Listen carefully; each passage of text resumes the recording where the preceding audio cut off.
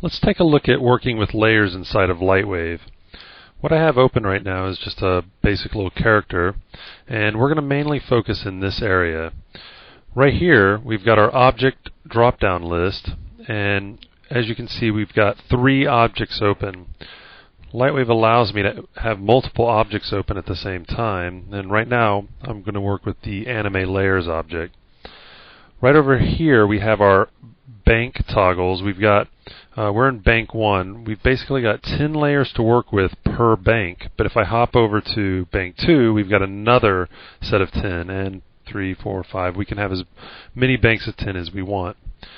What we have here in bank 1, layer 1, is the head and torso of this character, and in layer 2, we have eyes, and we have teeth in layer 3, and a tongue in layer 4.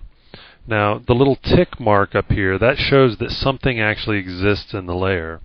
And of course, this is an empty layer, and I could start to create something in this empty layer. Okay? But what I want to do is hold down the Shift key and select all the layers, and they all come together so we can see, but they're all on multiple layers. If I Shift select, or I don't even have to Shift select this bottom. If I just select the bottom, we can see the object in layer 2, but it's in the background, so I can't actually select it. I can select the foreground object, but I can't select the object in the background. And if I hold down Shift, I can put as many layers in the background as I want. I can have multiple layers in the foreground and one in the background. This allows me to place, like say I have the head where I want it, and I want to place the eyes. Well, I can drop the head in the background layer and then move the eyes into place. Okay, so this is a lot like working with layers in a program like Photoshop or Flash or After Effects with just a different setup. This is a horizontal layer setup. But if you're used to layers in, say, something like Photoshop, we do have another option. If we go over here to Windows, I can go to the Layers panel. It looks a little more like working in Photoshop. We've got a vertical layer set up here. And as we can see, we've got our 3 characters, and I can move between the different characters just like I was right here.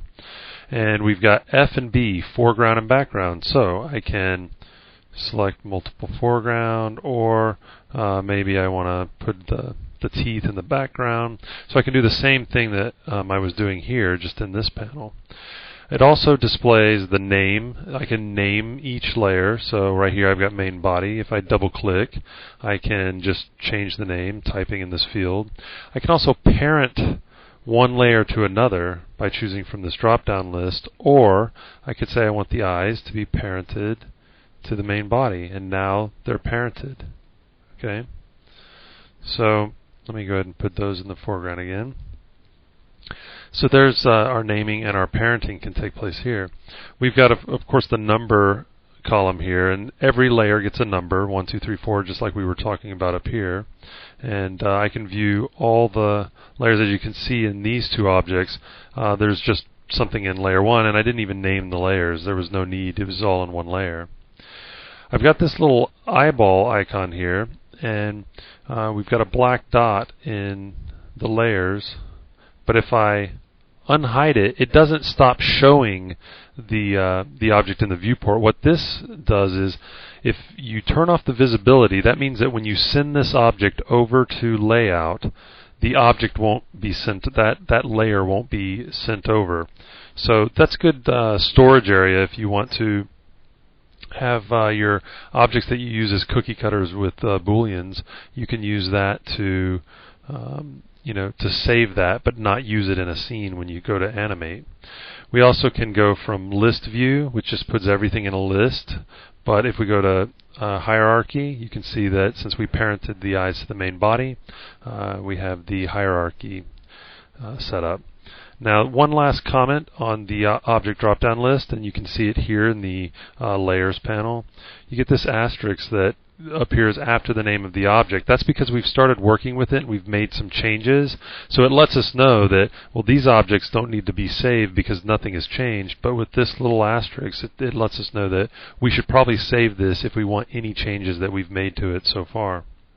So that's just a brief overview of working with layers in Lightwave, and be sure to look at the other training videos.